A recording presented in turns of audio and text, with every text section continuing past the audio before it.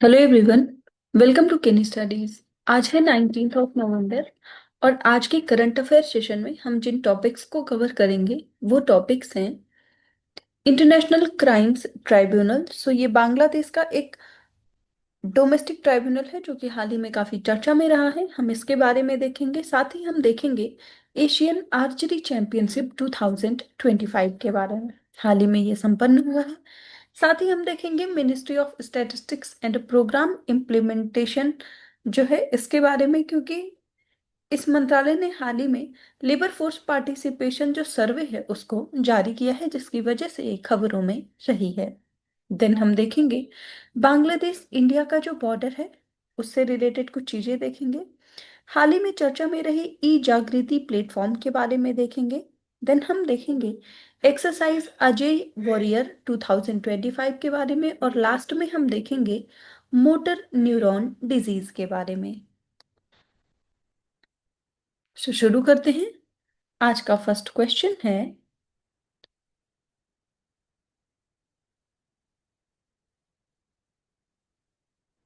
Which body delivered the death sentence to former Bangladesh Prime Minister Sheikh Hasina for alleged crime against humanity? यहाँ पर आपसे पूछा जा रहा है, किस संस्था ने मानवता के विरुद्ध कथित अपराधों के लिए बांग्लादेश की जो पूर्व प्रधानमंत्री रही थी शेख हसीना, उनको मौत की सजा सुनाई है? आपके ऑप्शंस हैं supreme court of Bangladesh, international crimes tribunal, high court division of Bangladesh, या फिर इंटरनेशनल कोर्ट ऑफ जस्टिस।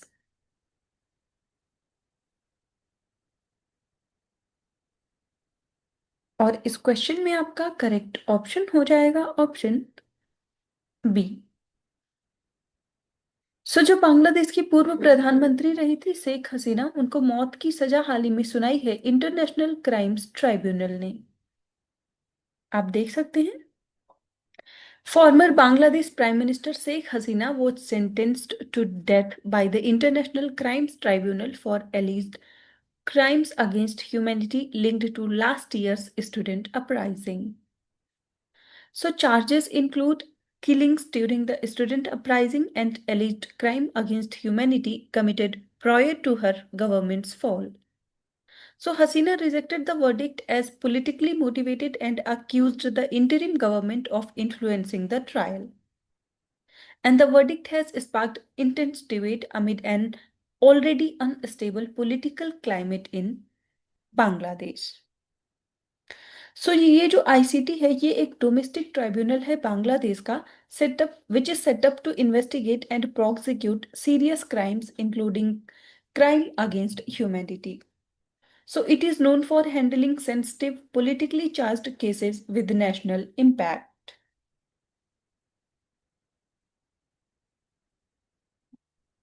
बढ़ते हैं नेक्स्ट क्वेश्चन की ओर।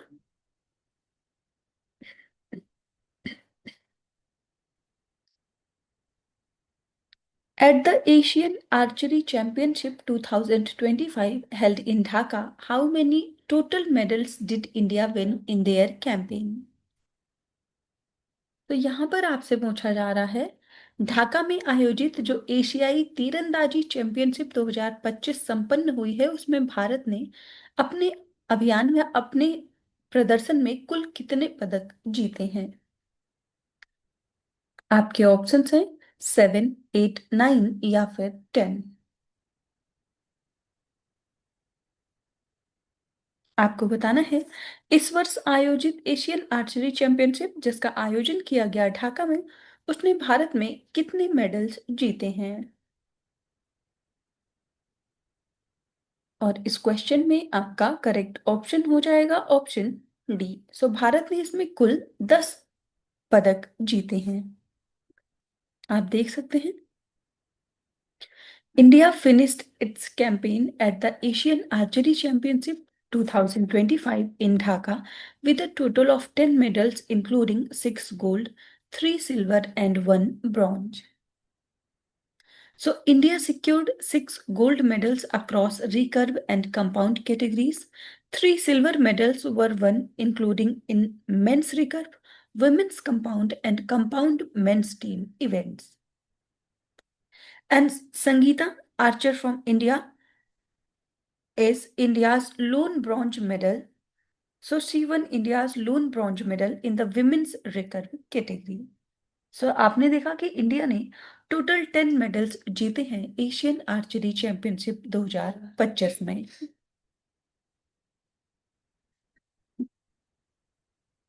एशियन आर्चरी चैंपियनशिप की बात करें तो ये एक आर्चरी चैंपियनशिप है जिसको ऑर्गेनाइज किया जाता है वर्ल्ड आर्चरी एशिया के द्वारा। And it has been held biannually and since 2001 has included both recurve and compound disciplines.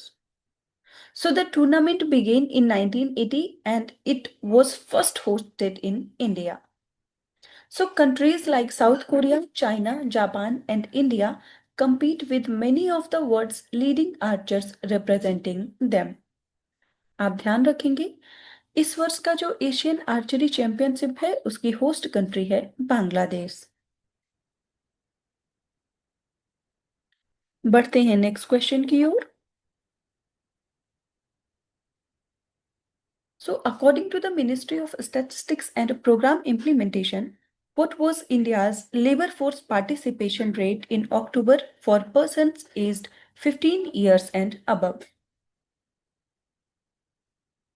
यहाँ पर आपसे पूछा जा रहा है सांख्यिकी एवं कार्यक्रम कार्यान्वयन मंत्रालय के अनुसार 15 वर्ष और उससे अधिक आयु के व्यक्तियों के लिए अक्टूबर में भारत की श्रम बल भागीदारी दर क्या थी?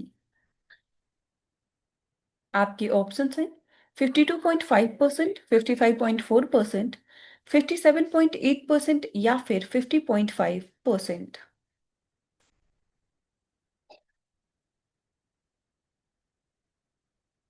आपको बताना है कि मॉस्पी के अनुसार 15 वर्ष और उससे अधिक आयु के जो व्यक्ति हैं उनके लिए अक्टूबर माह में श्रम बल भागीदारी दर कितनी थी?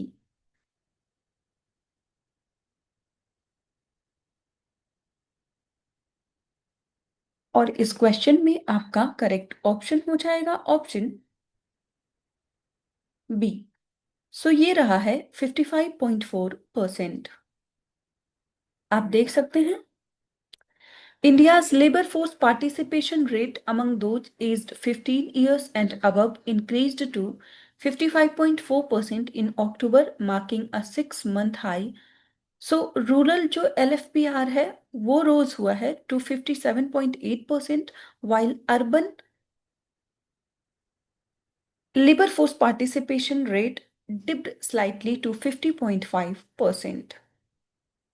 सो इंडिया का जो ओवरऑल अनएम्प्लॉयमेंट रेट है वो स्टेबल रहा है 5.2% पे in October and the worker population ratio also increased reaching 52.5% driven by a rise in the rural female workforce. So आप ध्यान रखेंगे लेबर फोर्स पार्टिसिपेशन रेट जो है ये मेजर करती है the percentage of people aged 15 plus actively engaged in the workforce और seeking work. So MoSPI जो है वो प्रोवाइड करती है insights into labour trends across rural and urban India. So it helps to track workforce participation, unemployment dynamics and productivity indicators.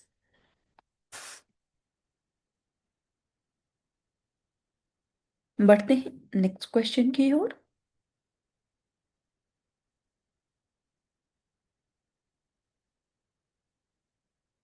Which of the following statements are correct in respect of Bangladesh-India border features? सो यहाँ पर बांग्लादेश और भारत की जो सीमा विशेषताएं हैं उनसे संबंधित कुछ कथन दिए गए हैं जिन पर आपको विचार करना है और आपको बताना है इंडिया और बांग्लादेश का जो बॉर्डर है उससे संबंधित यहाँ पर कौन से ऐसे स्टेटमेंट्स हैं जो कि करेक्ट हैं। फर्स्ट स्टेटमेंट है the Bangladesh India border is the fifth longest land border in the world. And second statement is the border includes enclaves which were exchanged in 2015. And third statement, the border passes through 5 Indian states. आपको बताना है इन statements में से कौन कौन से ऐसे statements हैं जो कि करेक्ट हैं।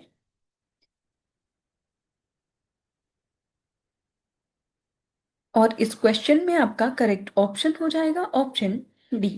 सो यहाँ पर ये तीनों ही स्टेटमेंट्स करेक्ट हैं।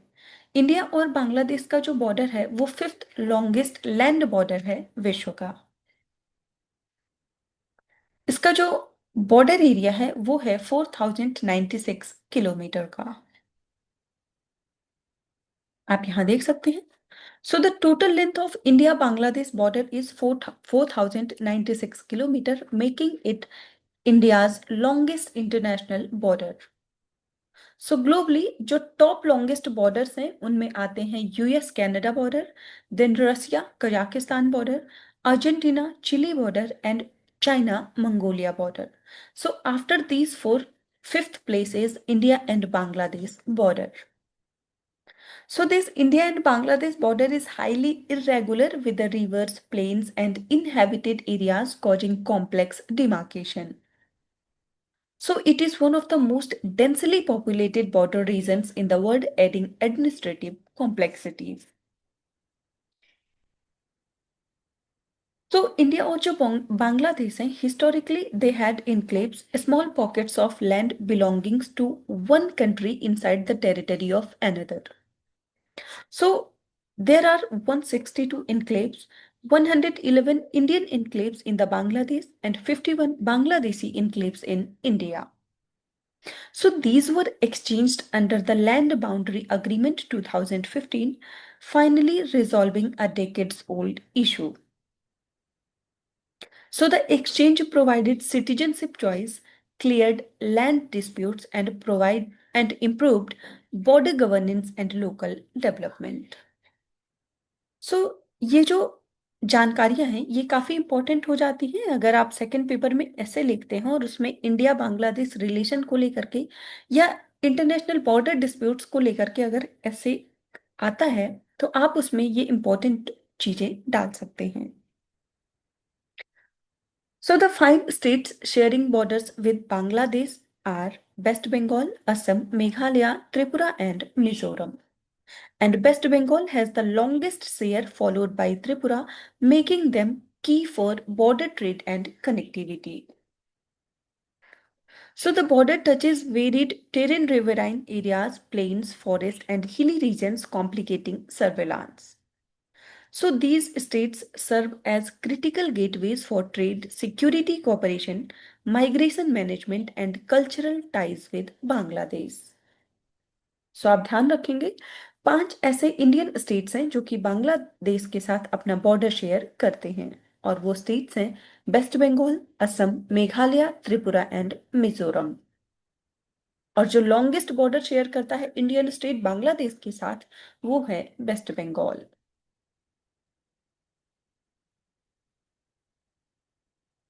बढ़ते हैं नेक्स्ट क्वेश्चन की ओर.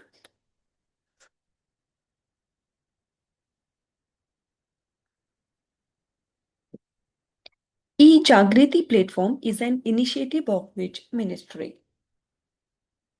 सो हाल ही में ई जागृति प्लेटफॉर्म जो है ये काफी चर्चा में रहा है. आपसे पूछा जा रहा है कि ये जो प्लेटफॉर्म है या पहल है ये किस मंत्रालय की पहल है. आपके ऑप्शंस हैं ministry of electronics and information technology, second ministry of law and justice, third ministry of consumer affairs, food and public distribution या फिर मिनिस्ट्री ऑफ होम अफेयर्स.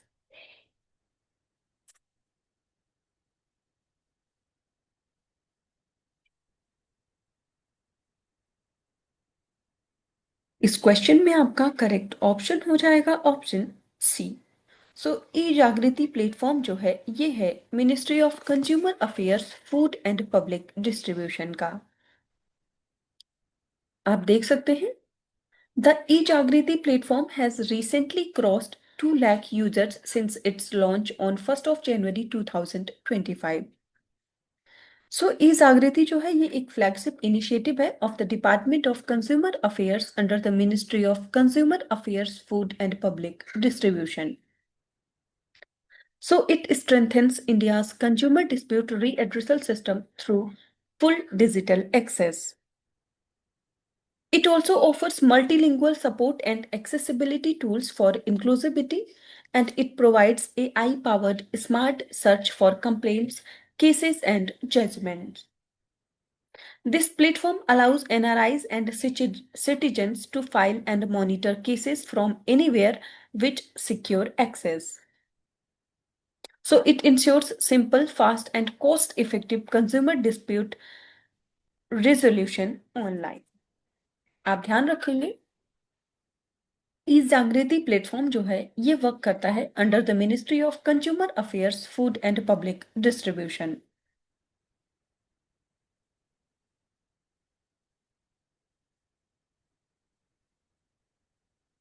बढ़ते हैं नेक्स्ट क्वेश्चन की ओर।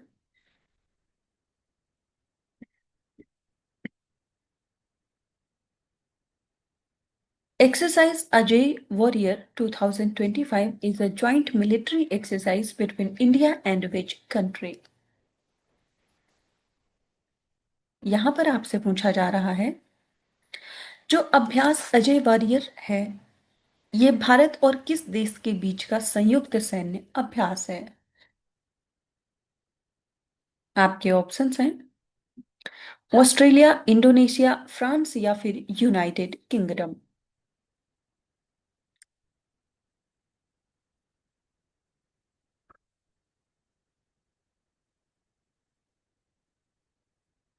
और इस क्वेश्चन में आपका करेक्ट ऑप्शन हो जाएगा ऑप्शन डी। सो अजय वॉरियर ये जो मिलिट्री एक्सरसाइज है ये है इंडिया और यूनाइटेड किंगडम के मध्य की। आप देख सकते हैं the eighth India UK joint military exercise Ajay warrior 25 began recently at Mahajan Field Firing Range, Rajasthan. So this exercise is a joint military exercise between India and UK और ये एक 14-day एक्सरसाइज है जिसका आयोजन किया जाएगा from 17th of November to 30th of November 2025। आप ध्यान रखेंगे इसका आयोजन किया जा रहा है राजस्थान के महाजन फील्ड फायरिंग रेंज में। So a total of 240 personnel are participating with equal representation from the Indian Army and the British Army. Indian troops are from the Sikh regiment. The exercise is conducted under the United Nations mandate focusing on counter-terrorism in semi-urban areas. आप ध्यान रखेंगे 2025 में आयोजित होने वाली ये Ajay warrior जो exercise है ये 8th एडिशन है। पहली बार ये जो एक्सरसाइज है अजय वॉरियर इसका आयोजन किया गया था 2011 में और हर 2 वर्ष पर इसका आयोजन किया जाता है अर्थात ये बाईएनियल एक्सरसाइज है।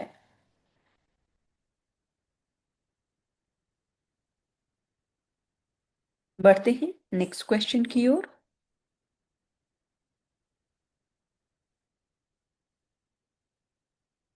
Motor neuron disease that was recently seen in the news primarily affects which part of human body?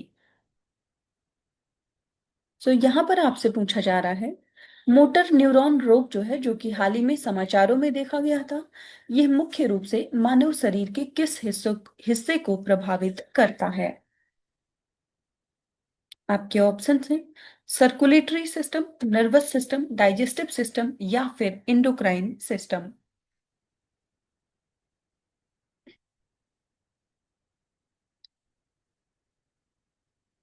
और इस क्वेश्चन में आपका करेक्ट ऑप्शन हो जाएगा option B. So motor neuron disease जो है ये अफेक्ट करता है नर्वस सिस्टम या तंत्रिका तंत्र को। आप देख सकते हैं So scientists have recently developed a breakthrough therapy that clears toxic proteins from nerve cells, offering new hope for treating motor neuron disease.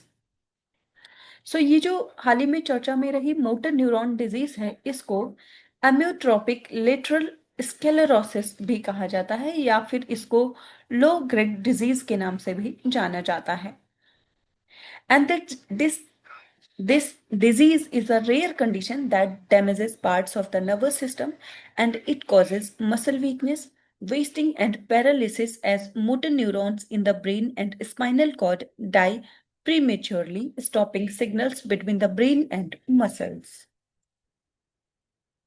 So, around 20% of the cases are genetic, mostly affecting people over 50 years old, and there is currently no cure, but treatment helps to manage the symptoms. सो आप ध्यान रखेंगे। हाल ही में चर्चा में रही जो motor neuron disease है, ये इम्पैक्ट करती है नर्वस सिस्टम को। सो आज के करंट अफेयर सेशन में इतना ही। Thank you for watching. Do like, share and subscribe.